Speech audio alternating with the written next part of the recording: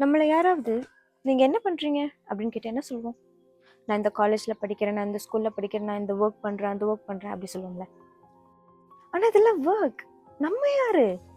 நம்ம என்ன பண்றோம்? No filters, no fake motivation, just a real life. Day 7 of 100 quotes of being human. We are human beings, not human doings. அதாவது நம்மளோட மதிப்பை நம்ம பார்க்குற வேலையை வச்சோ, நம்ம என்ன அச்சீவ் பண்ணியிருக்கோமோ அதை வச்சோ முடிவு பண்ணக்கூடாது. ஏன்னா யோசிச்சு பாருங்களேன், எல்லாரும் நம்மக்கிட்ட என்ன கேட்குறாங்க? நீ என்ன படிச்சிருக்க? எவ்வளோ சம்பாதிக்கிற? எந்த கம்பெனியில் வேலை பார்க்குற? எப்போ கல்யாணம்? இதெல்லாம் தானே கேட்குறாங்க. இன்னைக்காவது ஒரு நாள் நம்ம பக்கத்தில் வந்து உட்காந்து நீ சந்தோஷமாக தான் இருக்கியா அப்படின்னு யாராவது கேட்டிருக்காங்களா?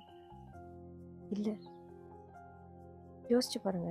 எக்ஸாம்பிளுக்கு ஒரு ஃபோனில் சார்ஜ் இல்லைன்னாவே நம்ம போய் சார்ஜ் போடுறோம். ஏன்னா அந்த ஃபோன் வந்து திருப்பி ஒர்க் ஆகாது சார்ஜ் இல்லைன்னா. ஆனால் நமக்கு நம்ம வாழ்க்கையில் சந்தோஷம் இல்லை, நிம்மதி இல்லை, அட்லீஸ்ட் ஒரு அமைதி கூட இல்லை. எப்போ பார்த்தாலும் வேலை, படிப்பு, வெறுப்பு, இதில் நம்மளே மறந்துடுறோம்.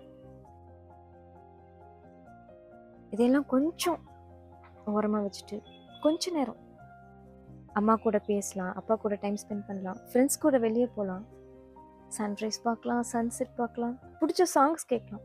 ஏதாவது நமக்கு பிடிச்சது பண்ணலாம் இல்லையா?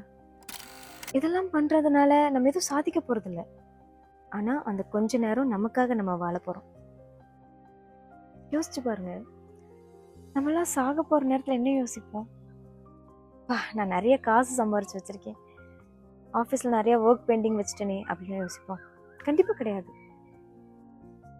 இவ்வளோ சந்தோஷமாக வாழ்ந்திருக்கேன், அந்த மெமரிஸ் வாழலைன்னா வாழ மிஸ் பண்ணிட்டேன் அப்படி தானே யோசிப்போம்.